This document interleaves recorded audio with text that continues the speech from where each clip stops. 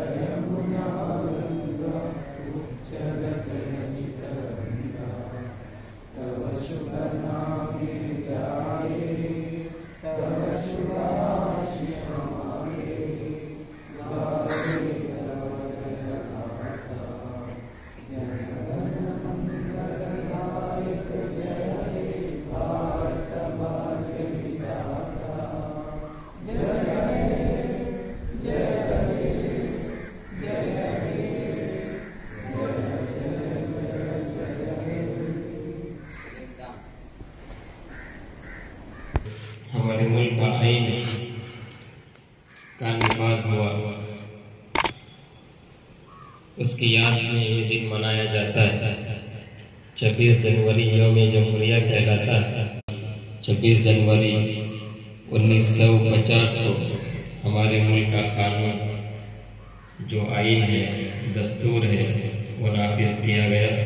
रंग व नस्ल का फर्क भी है, यहाँ जुबान का फर्क भी है, यहाँ मिजाज का फर्क भी है, यहाँ तनव्वु ही तनव्वु है। तो मुख्तलिफ लोगों के एतबार से मुख्तलिफ लोगों के लिए ये आईन बनाया गया और उस आईन के अंदर तमामों के हुकूक रखे गए।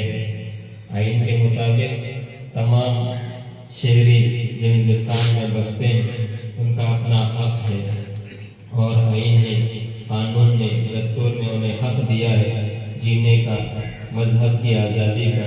वफादारी साबित करने की ज़रूरत तो नहीं है, बल्कि हमारे नस्लों के अंदर वतन के साथ वफादारी है।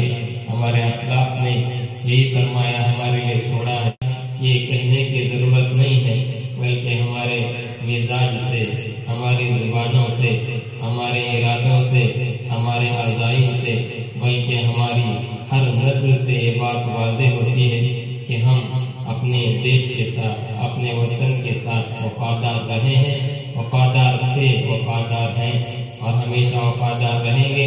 इसमें शक की कोई गुंजाइश नहीं है। वो और लोग हैं जो वफादार नहीं होते और हमारी वफादारी पर शक करते हैं। वतन की हिफाजत हमारे दीन की हिफाजत है। वतन की हिफाजत हमारे दीन की, हमारे ईमान की हिफाजत है। वतन सलामत है तो हम सलामत है, हमारा दीन सलामत है। आईन बनाने के लिए जो कमेटी बनाई गई थी, इसमें बहुत से मुसलमान शामिल थे, जैसे मौलाना अबुल कलाम आज़ाद, मौलाना हजरत रूहानी, मौलाना हाफिज रहमान, शिवहारवी वगैरह। कानून बनाने वाली कमेटी में तकरीबन 35 मुसलमान शामिल थे। प्यारे बच्चों, पूरी दुनिया में हमारा सबसे बड़ा जमहूरी मुल्क है और हमारा आईन भी सबसे बड़ा आईन है। जमहूरी मुल्क का मतलब ये होता है कि मुल्क में हुकूमत आवाम की होती है और हुकूमत करने वाले आवाम की मर्जी के मुताबिक हम हुकूमत करते हैं। हमारा आईन इस मुल्क में रहने वाले हर आदमी को यहाँ रहने और अपने मजहब पर अमल करने की पूरी आज़ादी देता है। हमारा आईन कहता है कि यहाँ हिंदू, मुसलमान, मुस्लिम, सिख और ईसाई सब बराबर की शहरी है, कोई किससे बड़ा या छोटा नहीं। यौम जमहूरिया के मौके पर मैं अपनी इस बात यही खत्म करता हूँ। अल्हम्दुलिल्लाह।